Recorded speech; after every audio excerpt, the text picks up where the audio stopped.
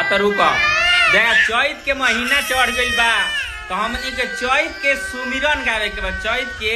सुमिरन आ वो पुरानका में गावे के बा चैत के सुमिरन ए रामा ए रामा हाथ जोरी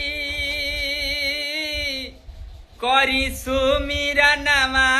ए रामा